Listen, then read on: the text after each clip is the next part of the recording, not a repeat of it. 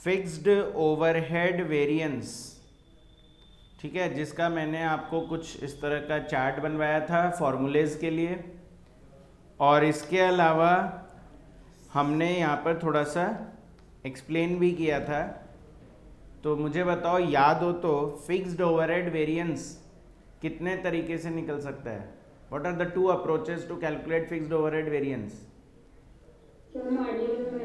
हाँ, तो ठीक है, बस इतना भी याद है तो मेरे लिए तो बहुत है कि हमने ये सीखा था कि फिक्स्ड ओवरहेड वेरिएंस दो तरीके से निकाला जा सकता है। हम या तो मार्जिनल कॉस्टिंग लगाएंगे या फिर एब्जॉर्प्शन कॉस्टिंग लगाएंगे।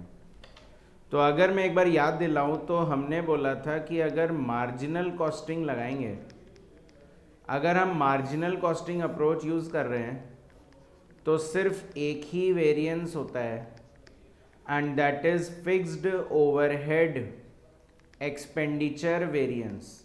बिकॉज इन सच केस मैंने आपको बोला था कि मार्जिनल कॉस्टिंग ये मानता है कि चाहे यूनिट्स इंक्रीज हो चाहे डिक्रीज हो, चाहे आपका वॉल्यूम इंक्रीज हो या डिक्रीज हो, आपका फिक्स्ड ओवरहेड तो हमेशा सेम ही रहेगा।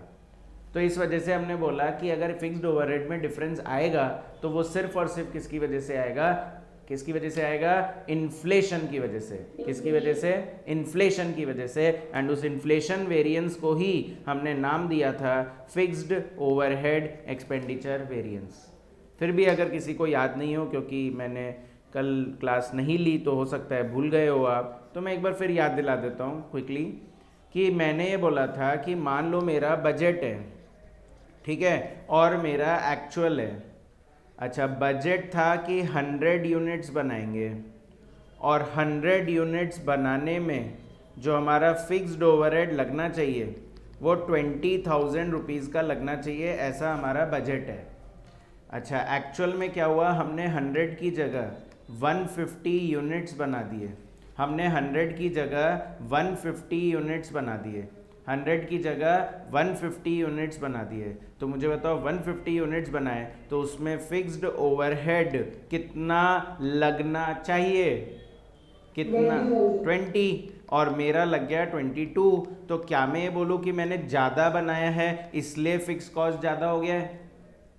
तो नहीं ना, फिक्स कॉस्ट ऐसे थोड़ी ना होता है। ठीक है, तो हम बोलेंगे कि यूनिट से तो कोई रिलेशन ही नहीं है, क्वांटिटी क्या है उससे तो कोई मतलब ही नहीं है। पर 20 का 22 लगा, ये बात तो सच्ची है, लगा तो 20 का 22 ही है। तो मैंने बोला था कि ये सिर्फ और सिर्फ हम बोलेंगे इन्फ्लेशन की वजह से हो रहा है, और इसी को बोलेंगे fixed overhead expenditure variance. Fixed overhead expenditure variance, और ये 2,000 रुपये एडवर्स हो जाएगा। सबको क्लियर है? तो अगर मैं आपसे पूछूं, आपने समझा अगर, तो मुझे बता सकते हो फिक्स्ड ओवरहेड एक्सपेंडिचर वेरिएंस का फॉर्मूला क्या हुआ? फिक्स्ड ओवरहेड एक्सपेंडिचर वेरिएंस का फॉर्मूला बता सकते हो क्या हुआ? हाँ, तो actually BO minus AO, short में बोलूँ तो, एब्रीविएशन फॉर्म में बोलूँ तो BO मतलब बजटेड ओवरहेड और AO मतलब एक्चुअल ओवरहेड। अच्छा, फिक्स्ड बोलने की ज़रूरत नहीं है वैसे, है ना, क्योंकि हम लोग पढ़ी फिक्स्ड ओवरहेड वेरिएंस रहे, तो वाई टू स्पेसिफाई कि हम फिक्स्ड ओवरहेड की बात कर रहे हैं, तो हम सीधे बोलेंगे budgeted overhead minus actual overhead. ठीक है, पूरा बजटेड फिक्स्ड ओवरहेड इतना बड़ा बोलने की ज़रूरत नहीं है, शॉर्ट में बोलेंगे budgeted overhead minus actual overhead. सबको क्लियर है ना? क्योंकि बजटेड ओवरहेड है 20,000 और एक्चुअल ओवरहेड है 22,000, तभी तो ये 2,000 एडवर्स आएगा। तो मतलब मार्जिनल कॉस्टिंग वाला कंसेप्ट तो क्लियर है। जो हम लोग पढ़ रहे थे एक्चुअली वो है एब्जॉर्प्शन, है ना। अब मैं एब्जॉर्प्शन की बात कर रहा हूँ। तो मैंने आपको वेरिएंस पढ़ाने से पहले एक्चुअली लास्ट क्लास में एब्जॉर्प्शन का मतलब समझा रहा था। तो अगर याद हो तो बताओ, एब्जॉर्प्शन करते ही क्यों हैं? एब्जॉर्प्शन क्यों किया? हाँ, सेलिंग प्राइस निकालने के लिए। एब्जॉर्प्शन करते हैं सेलिंग प्राइस निकालने के लिए। तो मैं याद दिला देता हूँ, कोई बात नहीं अगर नहीं ध्यान है तो। मान लो जैसे एक फैक्ट्री है, इस फैक्ट्री में मेरा रेंट लग रहा है, ठीक है, 20,000 का। प्लीज़ सब लोग ध्यान से सुनिएगा, क्योंकि मैं जो ये एब्जॉर्प्शन पढ़ा रहा हूँ ना, ये सिर्फ इसी चैप्टर में काम नहीं आएगा, आगे बहुत सारे चैप्टर्स में इनका यूज़ है। तो फिर वहाँ जाके फिर समझने की सोचोगे तो क्या है, पॉसिबल नहीं होता है बार बार बताना। तो इसलिए बेटर है कि एक बार सीख लो, ठीक है, चाहे हम उसको 3 बार रिपीट कर ले, उसमें कोई प्रॉब्लम नहीं है, पर अभी सीख लो अच्छे से। तो रेंट, सैलरी, डेप्रीसिएशन मान लो 10,000 का, और ऐसे ही मेंटेनेंस का खर्चा हो रहा है, और मान लो ये 40,000 का हो रहा है, तो टोटल मिला के 1,00,000 रुपए का ओवरहेड लग रहा है। हमने पढ़ लिया था कि ओवरहेड क्या होता है, indirect material, indirect labour, indirect expense. तो ये सब मेरे ऑब्वियसली ओवरहेड कहलाएंगे, है ना। ये ना तो डायरेक्ट मटेरियल लग रहा है, ना ये डायरेक्ट लेबर लग रहा है, और ना ये डायरेक्ट एक्सपेंस लग रहा है, ठीक है।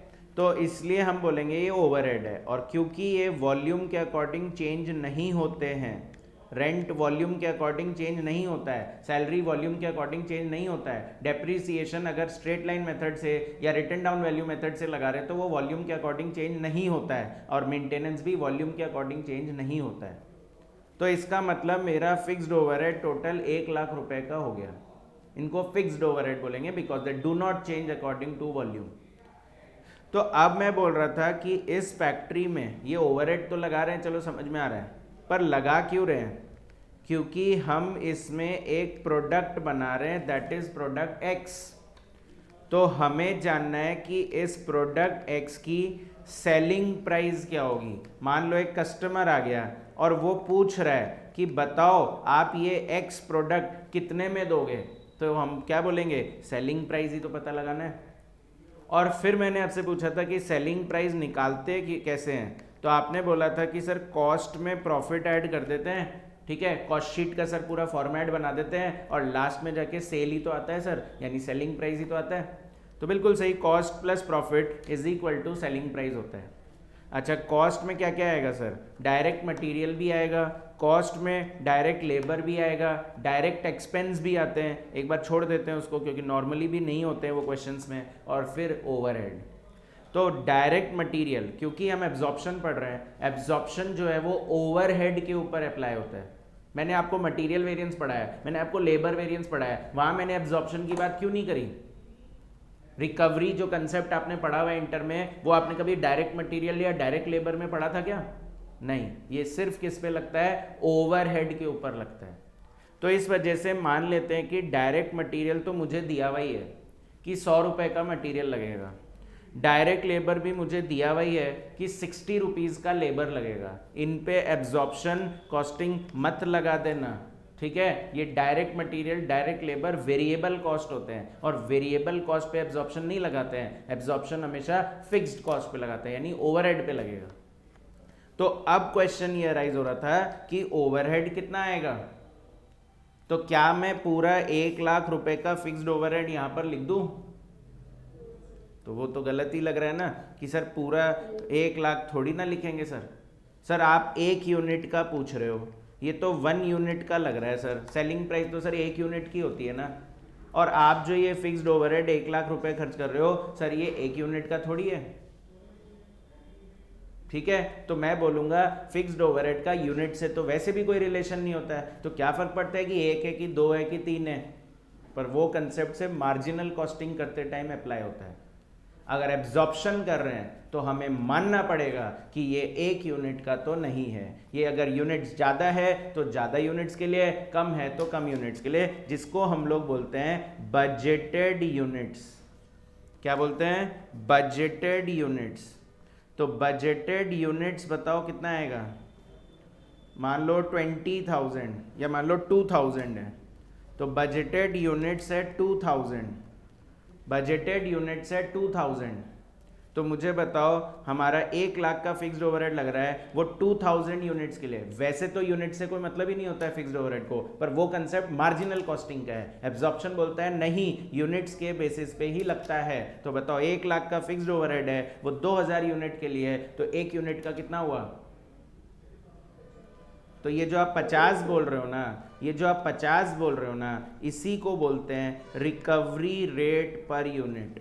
इसी को बोलते हैं रिकवरी रेट पर यूनिट। एक यूनिट का फिक्स्ड कॉस्ट हमने निकाल दिया है 50 रुपीज़।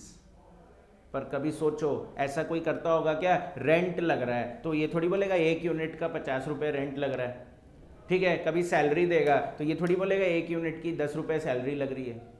नॉर्मली हम ऐसा नहीं सोचते हैं, पर अगर सेलिंग प्राइस निकालना है तो ऐसा करना पड़ेगा, वरना सेलिंग प्राइस नहीं निकलेगी। अगर आप ये एब्जॉर्प्शन नहीं करेंगे तो आपका ओवरहेड नहीं आएगा, और अगर ओवरहेड नहीं आएगा तो टोटल कॉस्ट कैसे आएगी, और अगर टोटल कॉस्ट नहीं आएगा तो सेलिंग प्राइस कैसे निकलेगा। तो मतलब बात समझ में आ रही है कि सेलिंग प्राइस निकालने के लिए एब्जॉर्प्शन करना पड़ेगा।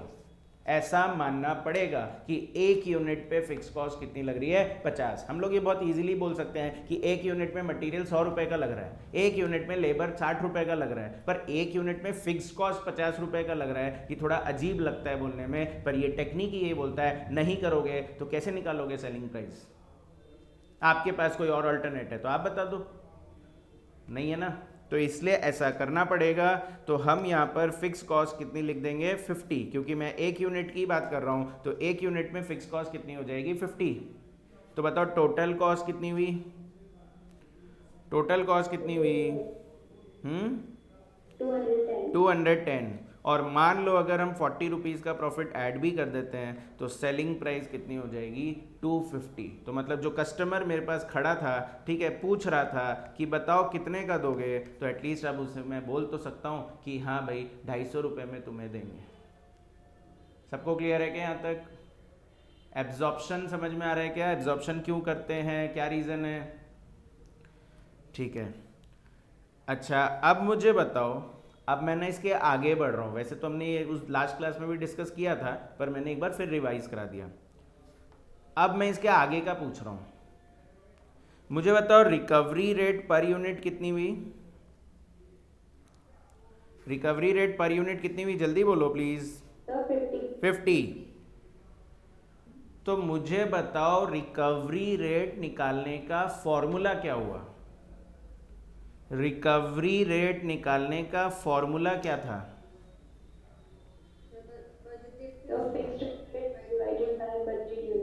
तो आप बोल रहे हैं एक का आंसर आ रहा है sir fixed overhead divided by budgeted units, ठीक है, और एक का बिल्कुल सही आ रहा था, मैं बताता हूं। मुझे बताओ आप फिक्स्ड ओवरहेड तो बोल रहे हो, पर ये एक्चुअल फिक्स्ड ओवरहेड है या ये बजटेड फिक्स्ड ओवरहेड है? अच्छा बजटेड ही क्यों है, एक्चुअल क्यों नहीं है? नहीं ऐसा कोई लॉजिक नहीं है।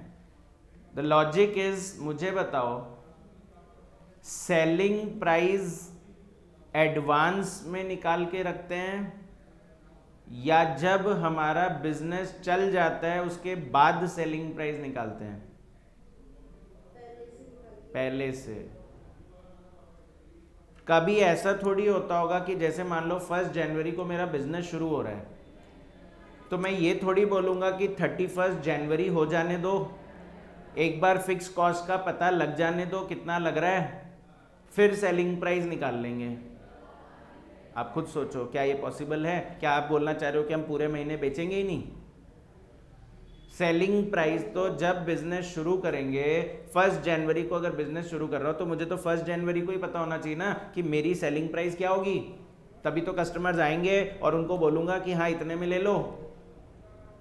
तो प्लीज रिमेंबर सेलिंग प्राइस तो हमेशा एडवांस में ही निकाला जाएगा ना, और अगर सेलिंग प्राइस एडवांस में निकालोगे तो आपको एडवांस में कैसे पता चल गया कि फिक्स कॉस्ट 1 लाख लगेगी? तो मतलब कौन सी फिक्स कॉस्ट लेनी है?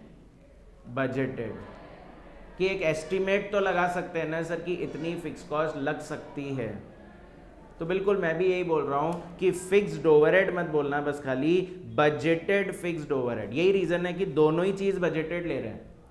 ऐसे नहीं कि ऊपर बजटेड है तो सर नीचे भी तो बजट ही लेंगे, ऐसा लॉजिक नहीं है। द लॉजिक इज हम रिकवरी पहले से ही तो कर रहे हैं, हम सेलिंग प्राइस एडवांस में निकाल के चल रहे हैं, तो हम रिकवरी रेट उससे भी पहले निकाल रहे हैं, तो पहले ही कैसे पता चल गया कितना फिक्स्ड ओवरहेड लगेगा? अच्छा यही छोड़ो, यूनिट्स बजटेड क्यों ली ये बताओ? क्योंकि पहले ही थोड़ी पता चल जाएगा कि इतने यूनिट बना लेंगे, तो एक एस्टिमेट ही तो लगा के रख सकते हैं ना कि हाँ इतना ओवरहेड लगेगा और इतने यूनिट्स में बनाऊंगा। बात समझ में आ रही है क्या, क्यों लेते हैं बजटेड? हाँ, तो मेरा फॉर्मूला बन गया रिकवरी रेट का क्या, budgeted fixed overhead upon budgeted units. तो सर आप ये इतना क्यों एक्सप्लेन कर रहे हो? क्योंकि तभी तो आपको आगे की चीज समझ में आएगी। अब ध्यान से सुनना मेरी बात। जैसा कि मैंने बोला सेलिंग प्राइस तो हम लोग एडवांस में ही निकाल लेते हैं, तो मतलब रिकवरी रेट भी हम एडवांस में ही निकाल के चलते हैं। कभी आपको ध्यान हो तो रिकवरी रेट को जब ओवरहेड चैप्टर पढ़ते थे तो उसमें प्री डिटरमाइंड रेट बोल देते थे। तो प्री डिटरमाइंड रेट क्यों बोलते थे? क्योंकि एडवांस में निकाल के चल रहे हैं, पहले से ही निकाल लिया सर हमने ये रेट, तो उसको बोलते थे प्री डिटरमाइंड रेट। तो मैं ये बोल रहा हूं प्री डिटरमाइंड रेट अगर आप लोग पहले से ही निकाल लिए तो हो सकता है ना एक्चुअल में तो कुछ और हो जाए, एक्चुअल में तो यूनिट्स कुछ और हो जाए, एक्चुअल में तो फिक्स्ड ओवरहेड कुछ और लग जाए, और एक्चुअली तभी तो वेरिएंस की बात शुरू होगी। तो ध्यान से सुनिएगा मैं क्या बोलना चाह रहा हूं। मैं ये बोल रहा हूं कि अब मान लो मेरा ना एक्चुअल में मैंने सोचा तो था कि 2000 यूनिट बनाऊंगा, पर ना एक्चुअल में मेरे 1800 यूनिट ही बने। एक्चुअल में मेरे 1800 यूनिट ही बने। सोचा था कि 2000 बनाऊंगा, एडवांस में तो एस्टिमेट ही लगा सकते हैं, तो सोचा था हाँ 2000 बना लेंगे, पर ना बन नहीं पाया, 1800 यूनिट ही बना। या मान लो ऐसे कि डिमांड ही नहीं आई थी तो ज़्यादा बना के करते क्या, तो एक्चुअल यूनिट्स 1800 ही हमने प्रोड्यूस किए।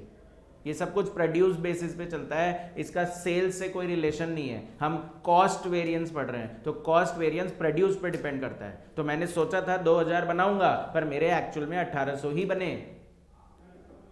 तो मुझे बताइए आप अपने ये जो 1800 यूनिट बेचोगे उसमें सेलिंग प्राइस क्या रखोगे?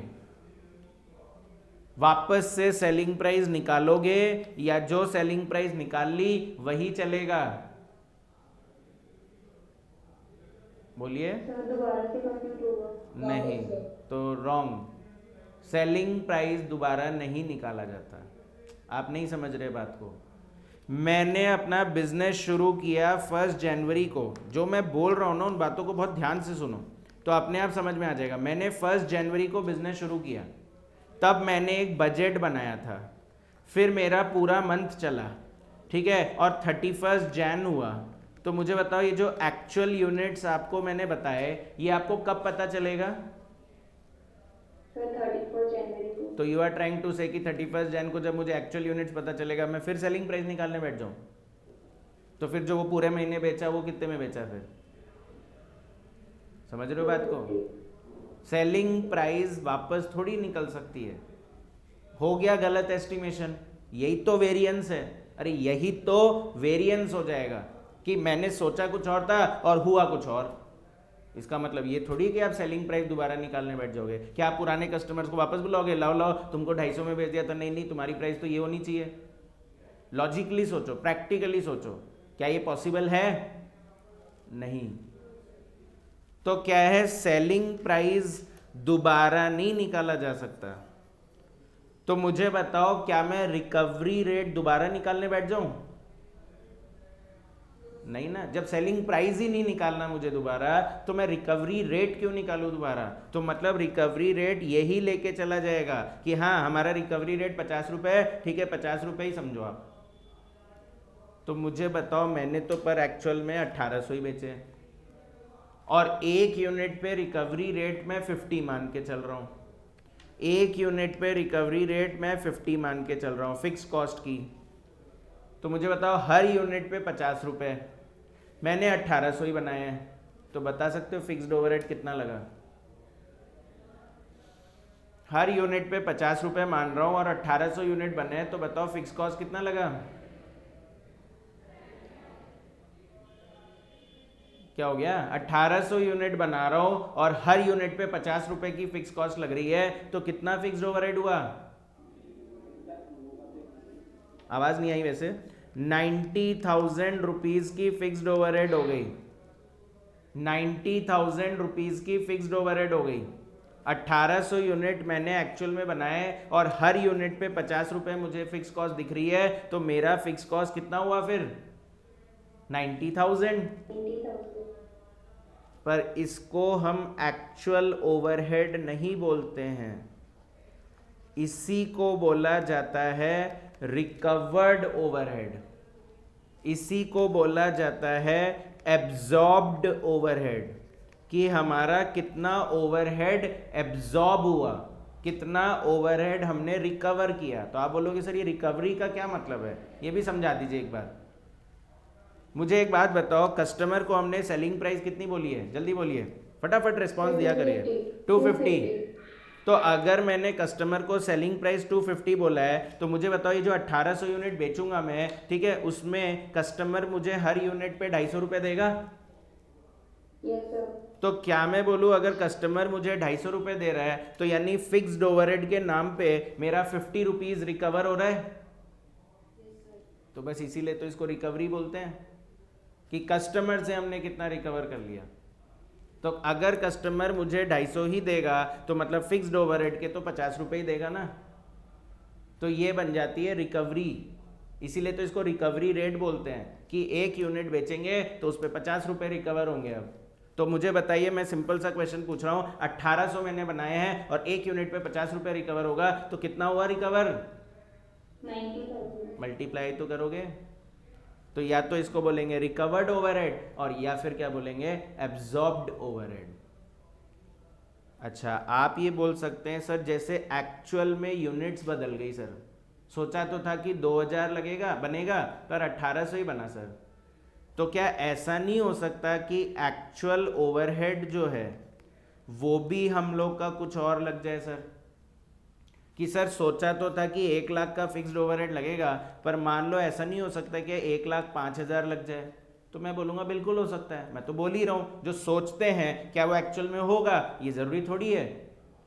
तो मेरा एक्चुअल यूनिट्स भी वेरी कर सकता है, ठीक है, हमारे फिक्स्ड ओवरहेड भी वेरी कर सकते हैं और हमारे यूनिट्स भी वेरी कर सकते हैं। तो मेरा एक्चुअल यूनिट्स मैंने बोला 2000 की जगह 1800 हो गया है और मेरा एक्चुअल ओवरहेड 1 लाख की जगह 1,05,000 रुपये हो गया है। तो मुझे बताओ मेरे पॉकेट से कितना ओवरहेड लगा, बोलो, मेरे पॉकेट से, मान लो ये मेरा ही बिजनेस है, तो मेरे पॉकेट से कितना ओवरहेड लगा,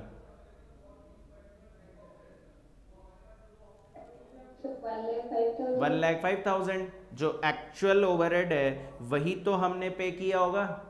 लैंडलॉर्ड को थोड़ी बोल देंगे नहीं सर हमारे तो कम यूनिट्स बिके हैं तो आप रेंट कम ले लो सर, ठीक है। स्टाफ को ये थोड़ी बोलेंगे देखो कम बिके हैं तो सैलरी कम ले लो, वो तो अपना ओवरहेड लेके जाएंगे ना, वो तो अपनी फिक्स कॉस्ट लेके जाएंगे। तो उन्होंने टोटल मिला के 1,05,000 मुझसे लिए हैं, इसीलिए तो एक्चुअल बोल रहा हूँ इसको कि मेरे पॉकेट से लग गए 1,05,000। पर मुझे बताओ मुझे कस्टमर से रिकवर कितने हुए, 90। तो मुझे बताइए, आप बोल रहे हो लगे 1,05,000 और आपको रिकवर सिर्फ 90 हुए, तो बाकी 15,000 क्या है फिर, बाकी 15,000 क्या है फिर? तो इसको आप लोग वैसे बोलते थे अंडर रिकवरी। क्या बोलते थे? Under recovery. याद है क्या ऐसा इंटर में कुछ पढ़ा था, अंडर रिकवरी, ओवर रिकवरी। तो मेरा एक्चुअल में लगा है 1,05,000। आप लॉजिकली सोचिए ना, मैं तो रटा तो रहा ही नहीं हूं, मैं तो बोल रहा हूं general business point of view से सोचो ना। बोल रहा है मेरे पॉकेट से 1,05,000 चले गए और मेरे पास कस्टमर से 90,000 ही आए हैं, तो क्या मैं बोलूं 15,000 कम आए हैं? तो इसको बोलेंगे अंडर रिकवरी। क्या बोलेंगे इसको? Under recovery. तो अंडर रिकवरी हो गया, अंडर रिकवरी हो गया कितने का? 15,000 का। अंडर रिकवरी हो गया कितने का? 15,000 का। चलो कोई नहीं, हो सकता है एक बार में नहीं समझ में आया तो एक बार और ट्राई करते हैं। मान लो मेरा ये वही फैक्ट्री था, फैक्ट्री में मेरा बजटेड फिक्स्ड ओवरहेड जो है, ठीक है, वो 80,000 का लगने वाला था। मैंने पहले से सोच रखा है कि 80,000 लगेगा, और बजटेड यूनिट्स मैंने सोच रखे थे 10,000 बनेंगे। तो बताओ रिकवरी रेट पर यूनिट कितना हुआ? 8 रुपीज़। क्यों कर रहे थे सर ये रिकवरी? वो मैंने समझा दिया है, सेलिंग प्राइस निकालने के लिए। अच्छा, अब जब मंथ एंड हुआ तो एक्चुअल इन्फॉर्मेशन सामने आने लग गई। मंथ बिगिनिंग में बजट करते हैं या ईयर बिगिनिंग में बजट करते हैं और ईयर एंड में एक्चुअल का पता चलता है, या मंथ बिगिनिंग में बजट करते हैं तो मंथ एंड में एक्चुअल का पता चलता है। तो एक्चुअल में मेरी फिक्स्ड ओवरहेड तो लगी 84,000, और एक्चुअल में जो यूनिट्स बने वो 8,000 ही बने। तो मुझे बताओ मेरे पॉकेट से कितना ओवरहेड लगा? 84। पर मुझे बताओ मेरा रिकवर ओवरहेड कितना हुआ? तो हर यूनिट पे 8 रुपये रिकवर होना है। बिल्कुल सही, हर यूनिट पे 8 रुपये रिकवर होना है, और हम 8,000 यूनिट ही बनाए, तो क्या मैं बोलूँ 64,000 ही रिकवर हुए? तो अगर 64 ही रिकवर हुए और मेरे लग रहे हैं 84, तो क्या बोलूँ इस डिफरेंस को? अंडर रिकवरी तो बोलूँगा 20,000 रुपये का, कि 20,000 रुपये कम रिकवर हुए। ठीक है। अच्छा, मान लो एक्चुअल चेंज कर देता हूँ। एक्चुअल में मेरा फिक्स्ड ओवरहेड है वो 90,000 रुपीज़ का लगा, और एक्चुअल में मेरे यूनिट्स जो हैं वो 12,000 बन गए। 12,000 बन गए ना? तो मुझे बताओ रिकवर्ड ओवरहेड कितना आएगा? 12,000 बन गए, तो 8 इंटू 12,000 तो यानी 96,000 आएगा। पर मुझे बताओ लगे तो मेरे 90 है, पॉकेट से तो 90 गए हैं, और आप बोल रहे हो रिकवर 96 हो गए, तो क्या बोलूँ इसे? Over recovery, over absorption, over recovery दोनों नाम है इसके, है ना? अंडर रिकवरी या अंडर एब्जॉर्प्शन, ओवर रिकवरी या ओवर एब्जॉर्प्शन, कितने का? 6,000 का। यार है क्या सबको अंडर ओवर रिकवरी समझ में?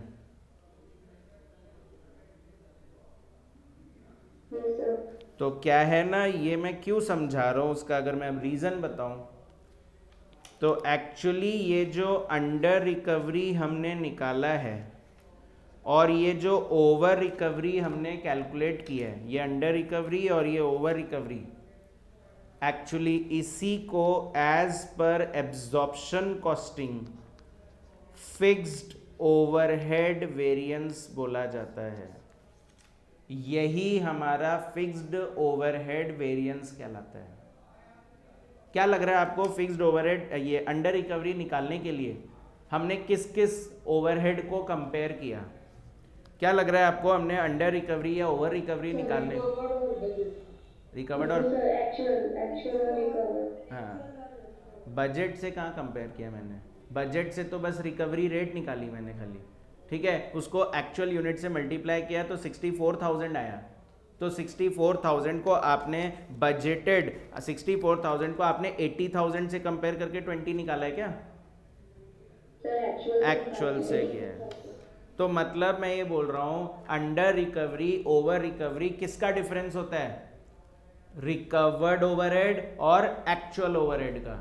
अंडर रिकवरी ओवर रिकवरी किसका डिफरेंस होता है? रिकवर्ड ओवरहेड और एक्चुअल ओवरहेड का। तो अगर मैं बोलूँ फिक्स्ड ओवरहेड वेरिएंस का फॉर्मूला क्या हुआ? In under recovery over recovery को ही तो हम वेरिएंस बोल रहे हैं, तो इनका फॉर्मूला क्या होगा?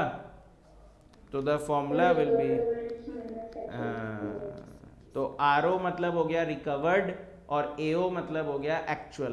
तो the formula becomes recovered overhead minus actual overhead. एक बार जल्दी से चार्ट पे जाके देखिए, क्या मैंने आपको यही फॉर्मूला लिखवाया था कल?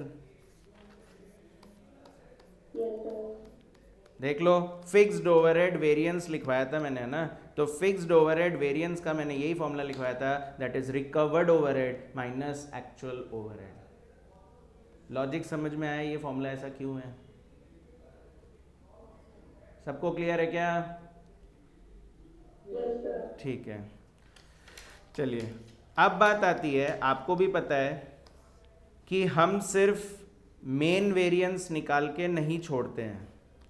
चाहे हमने मटेरियल वेरिएंस पढ़ा हो, चाहे हमने लेबर वेरिएंस पढ़ा हो, ठीक है, सभी वेरिएंस में हम लोग क्या करते हैं, उसके डेप्थ में भी चले जाते हैं, जैसे मटेरियल कॉस्ट वेरिएंस तो निकाल लेते हैं, फिर पूछते हैं ना कि बताओ क्यों हुआ ऐसा, प्राइस की वजह से या यूसेज की वजह से, ठीक है। कभी हम लोग पूछते हैं कि लेबर वेरिएंस निकालो, तो फिर पूछते हैं ना कि रेट की वजह से हुआ है या एफिशिएंसी की वजह से हुआ है या आइडल टाइम की वजह से हुआ है। तो सिमिलरली आपको फिक्स्ड ओवरहेड वेरिएंस निकालना तो आ गया कि हाँ सर रिकवर्ड और एक्चुअल ओवरहेड का डिफरेंस हमारा फिक्स्ड ओवरहेड वेरिएंस है, basically under recovery over recovery को ही फिक्स्ड ओवरहेड वेरिएंस बोल रहे हैं। पर सर पॉइंट ये आता है कि ये हुआ क्यों। क्या लग रहा है आपको, पहले वाले एग्जाम्पल की बात करें, ठीक है, पहले इसको फर्स्ट मैं बोल रहा हूं, तो पहले वाले एग्जाम्पल की बात करें, क्या लग रहा है आपको, अंडर रिकवरी आया ही क्यों, क्यों हुआ ऐसे कि अंडर रिकवरी हो गई? क्योंकि हम, हाँ, कि एक तो सर हमने 10,000 की जगह सर 8,000 ही बनाए सर, और बस यही रीज़न लग रहा है कि आपको, ये रीज़न नहीं लग रहा कि हमने सोचा था कि 80,000 लगेगा पर लग गए 84, फिक्स कॉस्ट तो 80 लगना चाहिए था, और हाँ तो 80 की जगह 84 लग गए। बताओ फिक्स कॉस्ट तो फिक्स्ड ही रहना चाहिए था ना, तो फिर चेंज क्यों हो गया? तो बताया था इन्फ्लेशन रीज़न होता है। तो मतलब 80 की जगह 84 लग गया, ये तो हो गया इन्फ्लेशन, जिसको हमने आज भी क्या नाम दिया था, एक्सपेंडिचर वेरिएंस। तो हम बोलेंगे इन्फ्लेशन की वजह से 4,000 रुपये का नुकसान हुआ। एक तो फिक्स कॉस्ट 4,000 रुपये वैसे ही बढ़ गया, तो इन्फ्लेशन हो गया, इन्फ्लेशन हो गया तो 4,000 रुपये का नुकसान हो गया। और दूसरा क्या आप ये बोल रहे हो कि सर यूनिट्स जो है वो कम बने हैं, बोलो। तो इसको बोलेंगे वॉल्यूम वेरिएंस। क्या बोलेंगे इसको? Volume variance. तो वॉल्यूम वेरिएंस हो गया 2,000 सर यूनिट कम बनाए हैं और एक यूनिट का 8 रुपये सर होता है, तो यानी 16,000 रुपये तो वॉल्यूम की वजह से फर्क आया सर। तो 4,000 रुपये इन्फ्लेशन की वजह से आया है, 16,000 रुपये वॉल्यूम की वजह से आया है, दोनों को ऐड करूं तो क्या वो 20,000 होता है? तो मतलब अगर मेरे अंडर रिकवरी या ओवर रिकवरी आ रहा है तो उसके पीछे रीज़न क्या है? तो हम बोलेंगे इन्फ्लेशन, जिसका नाम है एक्सपेंडिचर वेरिएंस, और सर यूनिट्स कम बनी है, जिसका नाम है वॉल्यूम वेरिएंस। आ रहा है क्या समझ में? चेक करते हैं सर सेकंड में भी ऐसा ही हो रहा है क्या। सेकंड केस में फिक्स्ड ओवरहेड लगना चाहिए था 80, थोड़ा सा मैं स्मॉल कर रहा हूँ, ठीक है। तो मुझे बताओ फिक्स्ड ओवरहेड लगना चाहिए था 80, लगा है 90, तो क्या ये इन्फ्लेशन हो गया? तो इसको तो बोलेंगे एक्सपेंडिचर वेरिएंस हो गया सर 10,000 का, और सोचा था कि 10 बनाएंगे और बना दिए 12, तो क्या हमने ज़्यादा बना दिए? तो वॉल्यूम वेरिएंस 2,000 और एक यूनिट पे वही रिकवरी रेट जो है वो 8 रुपीज़ है, तो 16,000 फेवरेबल होगा ये। तो करना जरा 16,000 फेवरेबल और 10,000 एडवर्स, तो क्या ये 6,000 आता है? तो बेसिकली इस एक्सप्लेनेशन से मैं ये समझाना चाहता हूँ आपको कि जो हमारा फिक्स्ड ओवरहेड वेरिएंस हमने निकाला है, फिक्स्ड ओवरहेड वेरिएंस हमने निकाला है, इसके दो पार्ट हो गए। एक हो गया फिक्स्ड ओवरहेड एक्सपेंडिचर वेरिएंस, ठीक है, fixed overhead expenditure variance, expenditure मतलब इन्फ्लेशन, ठीक है, जिसका फॉर्मूला मैंने आपको अभी पूछा भी था थोड़ी देर पहले, बजटेड माइनस एक्चुअल। और दूसरा रीजन होता है फिक्स्ड ओवरहेड वॉल्यूम वेरिएंस। दूसरा रीजन हो गया वॉल्यूम वेरिएंस, यानी यूनिट्स का डिफरेंस। तो एक बात बताओ मुझे, फाइनली कंक्लूड करके बताओ, फिक्स्ड ओवरहेड का यूनिट से फर्क पड़ता है कि नहीं पड़ता है? कब आप बोल रहे हो पड़ता है, तो फिर आप यहाँ कैसे बोल रहे हो कि यूनिट्स की वजह से वेरिएंस आया है? क्योंकि ये एब्जॉर्प्शन है। जब हम मार्जिनल कॉस्टिंग लगा रहे थे तब हम बोल रहे थे कि यूनिट से कोई मतलब ही नहीं है, ठीक है, सिर्फ इन्फ्लेशन रीजन होगा, इसीलिए तो बोला वहां पर सिर्फ एक्सपेंडिचर वेरिएंस होता है, वहां पर और कोई वेरिएंस निकल ही नहीं सकता क्योंकि यूनिट से कोई मतलब ही नहीं है। पर जब हम एब्जॉर्प्शन लगा रहे हैं तो हमने किया ना, अभी तो निकाल के देखा कि हाँ सर वॉल्यूम से भी फर्क पड़ रहा है, तो मतलब ऐसा सिर्फ और सिर्फ कब हो सकता है? जब एब्जॉर्प्शन लगाए। इसीलिए मैंने लिखा है ये सब तब करना है जब आपको on the basis of absorption करना है। आ रही क्या बात समझ में? तो मार्जिनल कॉस्टिंग अगर लगेगा तो फिक्स्ड ओवरहेड वॉल्यूम वेरिएंस नहीं होता है, सिर्फ एक्सपेंडिचर वेरिएंस होता है। पर अगर हम एब्जॉर्प्शन कॉस्टिंग लगा रहे हैं तो हम बोल रहे हैं हाँ, इन्फ्लेशन की वजह से भी हो सकता है और वॉल्यूम की वजह से भी हो सकता है। फॉर्मूला मैं अभी समझा दूंगा कि ये कैसे लिखा हुआ है, ठीक है, वो टेंशन मत लो, पर चीज़ तो समझ में आनी चाहिए कि वॉल्यूम की वजह से कैसे बोल रहे हो सर, फिक्स्ड ओवरहेड का वॉल्यूम से तो कोई रिलेशन ही नहीं होता है, पर मैं बोल रहा हूँ एब्जॉर्प्शन लगाते हैं तो वॉल्यूम की वजह से भी फर्क पड़ेगा।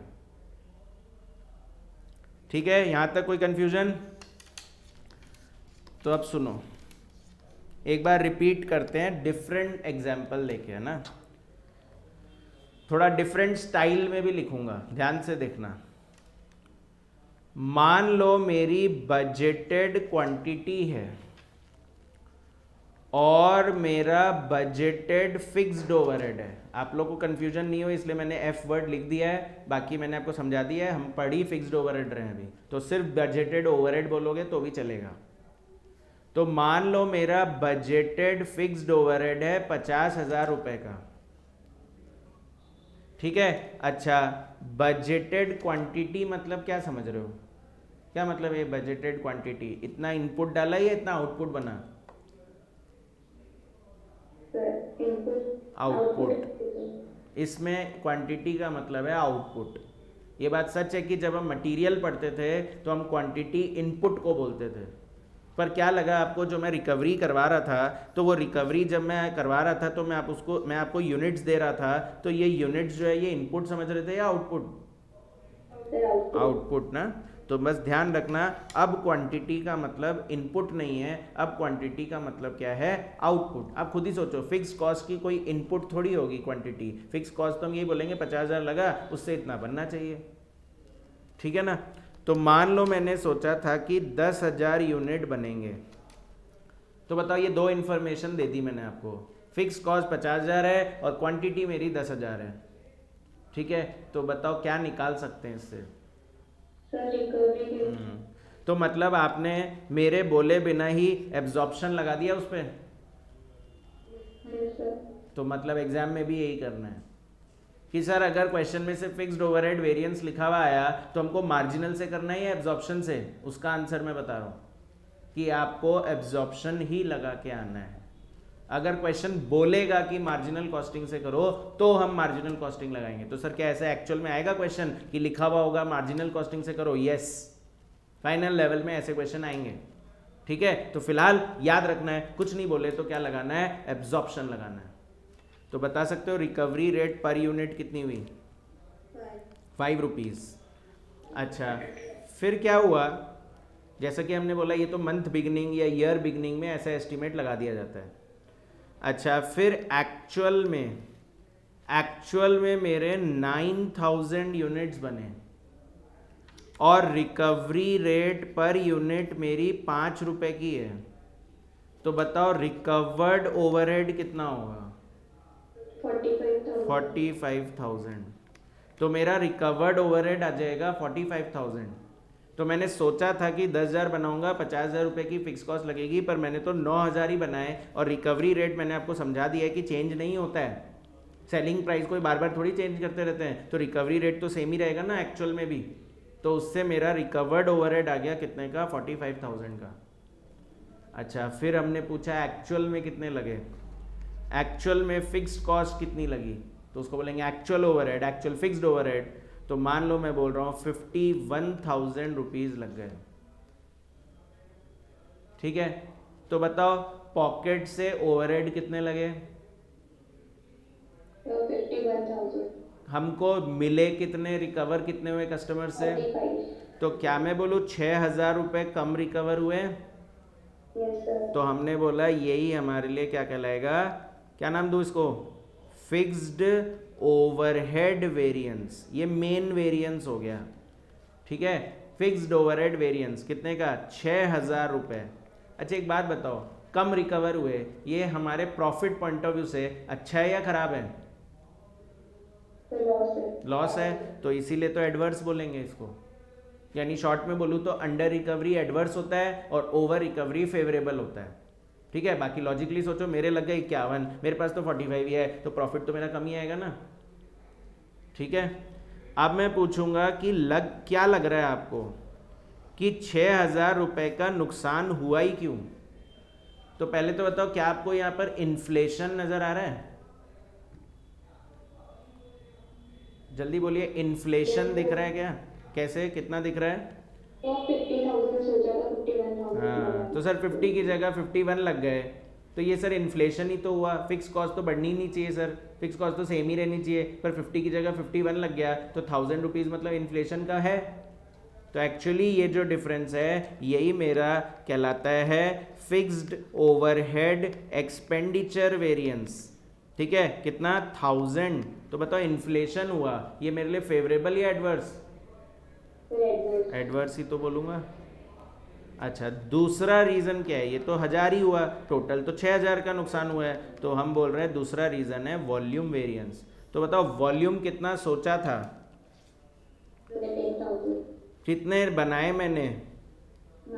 तो क्या मैं बोलूँ मैंने 1000 यूनिट्स कम बनाए? अच्छा, एक यूनिट की रेट क्या है? 5। इसमें तो कोई कंफ्यूजन ही नहीं है कि सर 5 एक्चुअल लेना है या क्या लेना है, रिकवरी रेट हमेशा सेम ही रहेगा। तो 5 से मल्टीप्लाई करूंगा तो ये आएगा 5000। अच्छा, वॉल्यूम ज़्यादा बना था या कम? तो इससे मेरी अंडर रिकवरी बढ़ती है या कम होती है? बढ़ेगी। तो मतलब ये भी मेरे लिए एडवर्स होता है। मैंने जितना सोचा मैंने उतना बनाया ही नहीं, तो ये भी तो मेरे लिए एडवर्स है ना। तो ये 5000 एडवर्स हो जाएगा। तो मतलब मैंने बिना फॉर्मूले के आपके तीनों वेरिएंस निकाल दिए। ये मैं शुरू से करता आ रहा हूँ, चाहे मटेरियल वेरिएंस पढ़ाओ चाहे लेबर वेरिएंस पढ़ाओ, एक बार तो मैं यही ट्राई करता हूँ कि आप फॉर्मूले की नीड ही ना हो आपको। आप अगर समझ के चलेंगे तो फॉर्मूले की ज़रूरत ही नहीं पड़ती है। पर क्या है कि हाँ, एग्जाम पॉइंट ऑफ व्यू से फॉर्मूला भी ज़रूरी होता है, क्योंकि मिसिंग फिगर के क्वेश्चंस आ जाते हैं, और जब मिसिंग फिगर के क्वेश्चंस आते हैं तो फॉर्मूला ही आना चाहिए। तो इसलिए सिखाया दोनों जाता है आपको, मतलब मैं तो एटलीस्ट दोनों सिखाता हूँ। ठीक है, तो मुझे बताओ फिक्स्ड ओवरहेड वेरिएंस 6000 आपने निकाला था, ये आपने किसको किसको कंपेयर करके निकाला था? तो the formula will be recovered overhead minus actual overhead. तो करना जरा 45 माइनस 51, तो 6000 एडवर्स ही आता है क्या? है ना। फिर एक्सपेंडिचर वेरिएंस, इन्फ्लेशन किस किस को कंपेयर करके निकाला था आपने? बजटेड और एक्चुअल। तो अगर मैं फॉर्मूला लिख दूं budgeted overhead minus actual overhead, तो देखना क्या वो 1000 एडवर्स ही आता है। ठीक है ना। और जब हमने वॉल्यूम वेरिएंस निकाला, तो अब मैं वॉल्यूम वेरिएंस का फॉर्मूला बताने जा रहा हूँ। ठीक है, आपने 10 माइनस 9 इंटू 5 किया, वो भी सही है, पर एक्चुअली ये करने की ज़रूरत ही नहीं है। एक बार आप रिकवर्ड ओवरहेड और बजटेड ओवरहेड का डिफरेंस निकालो, कितना आ रहा है? 5000 यार। तो अगर मैं फॉर्मूला लिखूं रिकवर्ड माइनस बजटेड, तो देखना क्या वो 5000 एडवर्स ही आएगा। तो एक्चुअली यही फॉर्मूला है। वॉल्यूम वेरिएंस निकालने के दो फॉर्मूले हो सकते हैं, या तो क्वांटिटी का डिफरेंस कर लो इनटू रेट कर लो, ठीक है, और या फिर शॉर्टकट लगाना है तो फिर ये करने की ज़रूरत ही नहीं है, आप डायरेक्ट करो रिकवर्ड माइनस बजटेड। तो रिकवर्ड माइनस बजटेड करेंगे तो वो 5000 एडवर्स ही आ रहा है। सबको क्लियर है क्या? पर मुझे सेटिस्फैक्शन नहीं होता है जब तक मैं 2-4 बार ना करा दूँ आपको। एक बार और ट्राई करते हैं। बजटेड क्वांटिटी, बजटेड ओवरहेड और रिकवरी रेट पर यूनिट। तो बजटेड क्वांटिटी है मान लो 2000 और बजटेड ओवरहेड है 20000, तो बताओ रिकवरी रेट कितनी? 10। अच्छा, एक्चुअल में चेक किया तो एक्चुअल में मेरे 2200 यूनिट बन गए और recovery rate per unit 10 rupees है, तो बताओ क्या आएगा मल्टीप्लाई करने से? रिकवर्ड ओवरहेड, एब्जॉर्ब्ड ओवरहेड है ना, 22,000 रुपये। और पूछा एक्चुअल में कितने लगे, तो बोला एक्चुअल में तो 21,000 रुपये लगे हैं। तो बताओ मेरे पॉकेट से कितने लगे? 21। और मैंने रिकवर कितने किए? तो क्या बोलूँ, ओवर रिकवरी या अंडर रिकवरी? Over recovery. खैर इसको भी बोला जाएगा फिक्स्ड ओवरहेड वेरिएंस। तो फिक्स्ड ओवरहेड वेरिएंस हो गया 1000। अब बताओ ये ओवर रिकवरी है, ज़्यादा रिकवर कर लिया, तो फेवरेबल ही तो बोलूँगा। और फॉर्मूला वाइज चलूँ तो फॉर्मूला होगा रिकवर्ड माइनस एक्चुअल। अरे आ रहा है क्या? Yes sir. अच्छा, कुछ लोग मुझे बोलते हैं, कुछ स्टूडेंट्स मतलब, कि ना सर हम ये तो याद रख लिए थे कि सर रिकवर्ड और एक्चुअल का डिफरेंस है, पर ये याद नहीं है कि एक्चुअल माइनस रिकवर्ड होता है या रिकवर्ड माइनस एक्चुअल होता है सर।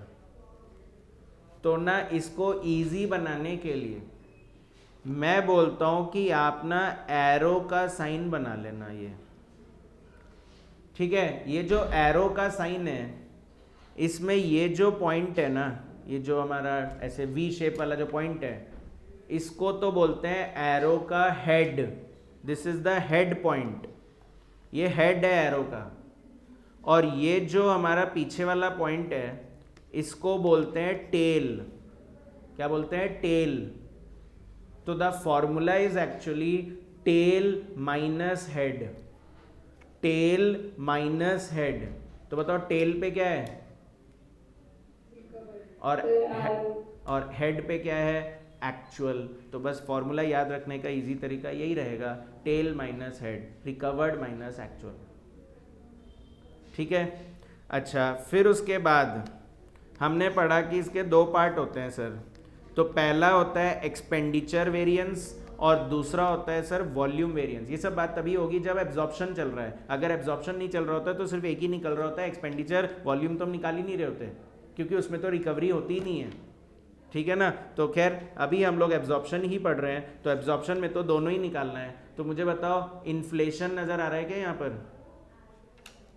Yes sir. इन्फ्लेशन नज़र आ रहा है सर, है ना। 1000 रुपये का सर इन्फ्लेशन है, 20 की जगह 21 लगे हैं। तो बताओ 1000 फेवरेबल या 1000 एडवर्स?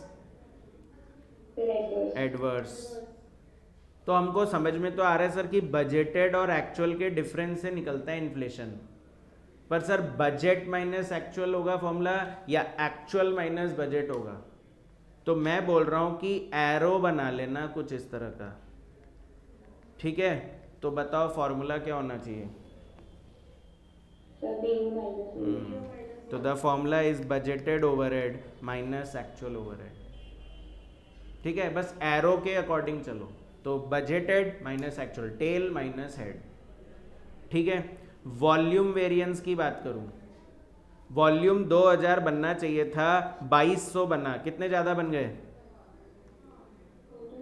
2000 की जगह 2200 बने। 200 और एक यूनिट पे रिकवरी रेट 10 रुपये है, तो क्या ये 2000 आ रहा है? अच्छा, वॉल्यूम ज़्यादा बना है, फेवरेबल या एडवर्स? फेवरेबल। फेवरेबल। पर मैंने बोला ऐसे मत करो, एक शॉर्टकट लगाओ। शॉर्टकट मैंने बोला रिकवर्ड और बजटेड का डिफरेंस होगा। तो बताओ फॉर्मूला क्या होना चाहिए? बजट माइनस रिकवर्ड या रिकवर्ड माइनस बजट? एरो के डायरेक्शन को देखते रहना है। तो अगर एरो का डायरेक्शन देखोगे तो फॉर्मूला याद हो जाएगा रिकवर्ड माइनस बजटेड। और रिकवर्ड माइनस बजटेड, तो 22,000 में से अगर 20,000 माइनस करूंगा तो क्या वो भी 2000 फेवरेबल ही आ रहा है? और 2000 फेवरेबल, 1000 एडवर्स, तो नेट में 1000 फेवरेबल ही तो आएगा। आ रहा है क्या समझ में? पक्का आ रहा है क्या? तो बस इसी तरह से मेरा वॉल्यूम वेरिएंस आ गया ना। एक मिनट, तो मेरा वॉल्यूम वेरिएंस निकल के आ गया। तो वॉल्यूम वेरिएंस हो गया मेरा, that is recovered overhead. Formula अगर आप ध्यान से देखें, recovered overhead and minus budgeted overhead. ठीक है, हम यही कर रहे हैं ना कि जो हम लोग की रिकवर्ड ओवरहेड चल रही है, ठीक है, जो हम लोग की रिकवर्ड ओवरहेड चल रही है, ठीक है, इस रिकवर्ड ओवरहेड में से बजटेड ओवरहेड को ही तो माइनस कर रहे हैं। आया क्या तीनों फॉर्मूला समझ में? ठीक है, तो एक काम करते हैं, एक क्वेश्चन है आपकी बुक का, है ना, देखते हैं यहाँ तक हम कर पाएंगे क्या। इलस्ट्रेशन 6 है, नंबर ऑफ वर्किंग डेज है 20, ऐसा हमने सोचा था। एक्चुअल में हमने 22 दिन काम किया। सोचा था 20 दिन काम करेंगे, पर एक्चुअल में 22 दिन ही काम हुआ। सोचा था आउटपुट 1 घंटे में 1 यूनिट का तो बन ही जाएगा, पर एक्चुअल में 0.9 ही बना। 1 घंटे में 0.9 ही बना एक्चुअल में। ओवरहेड मैंने सोचा था 1,60,000 का लगेगा, पर लग गए 1,68,000। और एक दिन में घंटे सोचे थे मैंने 8,000, और मेरे हुए एक दिन में 8,400 घंटे। सिर्फ एक दिन में 8,400 घंटे कहाँ से ले आए? एक दिन में तो 24 आवर से ज़्यादा होते ही नहीं है। तो हाँ, लेबर आवर्स है ना, मैन आवर्स है सर। ये एक लेबर का थोड़ी है सर, ये तो टोटल लेबर्स का है। तो ये तो मैंने आपको लेबर वेरिएंस में ही पढ़ा दिया था कि हमको लेबर आवर्स ही लेने होते हैं। तो मुझे बताओ, जितना आपने पढ़ा है अगर उसको अप्लाई करें, तो मैं आपके सामने एक टेबल सा बना रहा था ना। तो एक था बजटेड क्वांटिटी और एक था बजटेड ओवरहेड। लिखना मत, पहले समझो, समझ में आ जाए फिर कॉपी कर लेना। तो मुझे बताओ बजटेड ओवरहेड कितना लिखोगे? बजटेड ओवरहेड कितना लिखूंगा? 1,60,000 लिख दूँ ना? सभी को लग रहा है ऐसा? अरे सभी को लग रहा है क्या ऐसा कि बजटेड ओवरहेड 160? अच्छा, बजटेड क्वांटिटी की बात करें तो उन्होंने बोला था 1 घंटे में 1 बनता है। 1 घंटे में 1 बनता है। तो बताओ घंटे कितने थे मेरे पास? हाँ, 8,000। पर वो 8,000 जो आप बोल रहे हो वो भी आप एक दिन का बोल रहे हो। तो एक्चुअली दिन थे 20। तो क्या मैं बोलूँ 1,60,000 आवर्स हो गए 20 दिन में, और 1 घंटे में 1 यूनिट बनता है।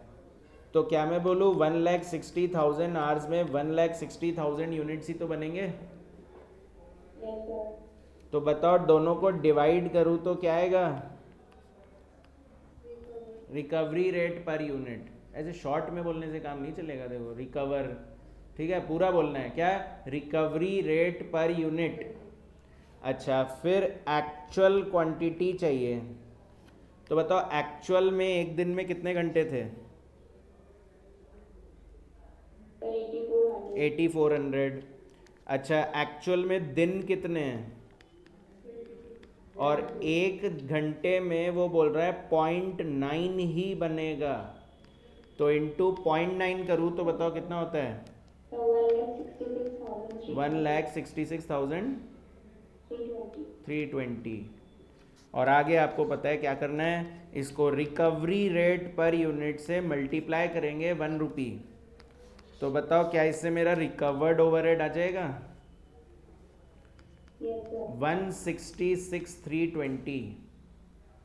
और क्या चाहिए? क्या मिसिंग है इस टेबल में? Actual overhead. तो एक्चुअल ओवरहेड कितना दिख रहा है? तो बस अगर ये टेबल ही रेडी हो गया तो वेरिएंस में तो कुछ है ही नहीं। तो सबसे पहला हमने ये एरो बनाया था। क्या नाम है इस वेरिएंस का? Fixed overhead variance. तो मेरा फिक्स्ड ओवरहेड वेरिएंस आ जाएगा। क्या फॉर्मूला लिखूं? एक्चुअल माइनस रिकवर्ड लिखूं या रिकवर्ड माइनस एक्चुअल लिखूं? Recovered minus actual. And recovered minus actual करूंगा तो क्या ये 1,680 एडवर्स आ रहा है ना? दूसरा वेरिएंस होता है फिक्स्ड ओवरहेड एक्सपेंडिचर वेरिएंस। तो फिक्स्ड ओवरहेड एक्सपेंडिचर वेरिएंस मैंने ये एरो बनाया था, एरो के अकॉर्डिंग ही चला रहा था मैं आपको। तो बताओ फॉर्मूला क्या होना चाहिए? बजट माइनस एक्चुअल या actual minus budget? Budgeted minus actual. और वैसे सर एक्सपेंडिचर वेरिएंस का मतलब क्या होता है वो भी मैंने आपको समझा दिया। इन्फ्लेशन 160 का 168 लगा है तो इन्फ्लेशन ही तो हुआ है। तो फॉर्मूला बजट माइनस एक्चुअल। तो क्या ये 8,000 एडवर्स आएगा? और दूसरा जो पार्ट होता है इसका वो होता है volume variance. Sir fixed overhead, आप बोल रहे हो वॉल्यूम की वजह से फर्क पड़ रहा है। हाँ, अगर एब्जॉर्प्शन कर रहे हो तो ऐसा होता है, अगर मार्जिनल कर रहे हो तो ऐसा नहीं होता है। तो बताओ, अगर फिर से मैं अगर नॉर्मली चलूँ, सोचा कितने यूनिट्स थे मैंने 160, एक्चुअल में कितने बनाए मैंने 166,320, तो मतलब मैंने 6,320 यूनिट ज़्यादा बनाए हैं और एक यूनिट की रिकवरी रेट 1 रुपये है, तो 6320 ही तो आएगा, जिसका मैं शॉर्टकट बोल रहा हूँ कि आप ये एरो बना सकते हो। तो फॉर्मूला क्या होना चाहिए वॉल्यूम वेरिएंस का, R O minus B O. फिर भी मैं स्ट्रेस ये दूंगा कि आप शॉर्ट में बोला मत करिए ना, शॉर्ट में खाली लिखा करिए, बोला पूरा करिए, रिकवर्ड माइनस बजटेड, क्योंकि एग्जाम में ये आर ओ लिखना अलाउड नहीं है, एग्जाम में बी ओ लिखना अलाउड नहीं है, एग्जाम में पूरा पूरा लिखना होता है या अलग से इंडेक्स बनाना होता है। तो अगर आप बोलेंगे नहीं ना तो आप भूल जाएंगे कि आर ओ क्या होता था, बी ओ क्या होता था। क्लियर है क्या? तो क्या इन दोनों का टोटल करूँ तो क्या वो मेरे फिक्स्ड ओवरहेड वेरिएंस के इक्वल आ रहा है? Yes, sir. बस यही तो होता है फिक्स्ड ओवरहेड वेरिएंस। ठीक है, समझ में आया क्या? पहले तो ये बताओ, तब तो फिर लिखना, वरना मत लिखना। आ रहा है तो ठीक है, हेडिंग डाल लो कॉपी में, इलस्ट्रेशन 6 है ये, और ये कॉपी कर लो। तो फिक्स्ड ओवरहेड में मैंने बोला था ना डायग्राम नहीं है, पर उसमें ये टेबल है, ये टेबल में ही फॉर्मूला निकल जाता है इसका, तो मुझे अलग से कोई डायग्राम पढ़ने की ज़रूरत नहीं है इसमें। बाकी दोनों में डायग्राम से फॉर्मूला याद कराया था।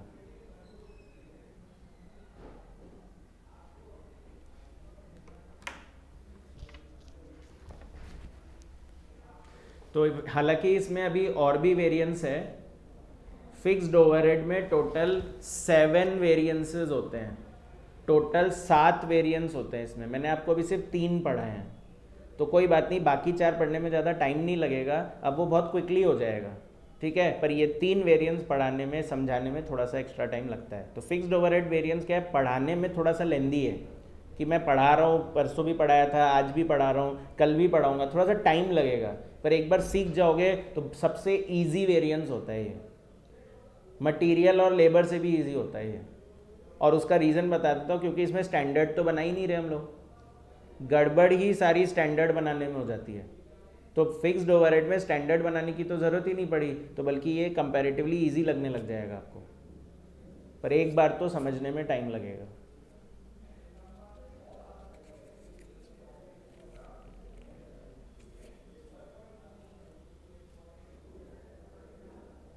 अच्छा, वैसे आप लोगों को ये डिजिटल बोर्ड पे समझ में तो आता है ना? नहीं तो मैं नॉर्मल बोर्ड पे आ जाऊँगा, मुझे कोई प्रॉब्लम नहीं है। अच्छा, ये ज़्यादा सही है, ठीक है।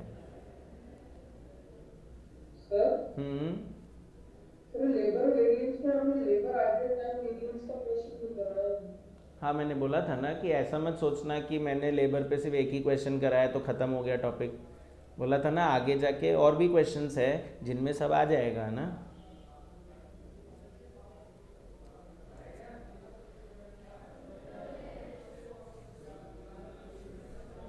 ये एक्चुअली सिर्फ रिवीजन चल रहा है एक तरह से, कि एक बार बस आपको फॉर्मूले याद दिला दिया जाए, फिर जो लेवल ऑफ क्वेश्चन है वो तो अभी बचा हुआ है अपना, फाइनल लेवल के लेवल ऑफ क्वेश्चन तो बाद में करेंगे।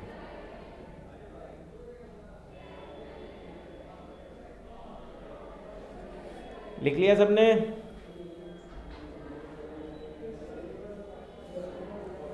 ठीक है, तो मैं आज यहीं पे एंड करता हूँ।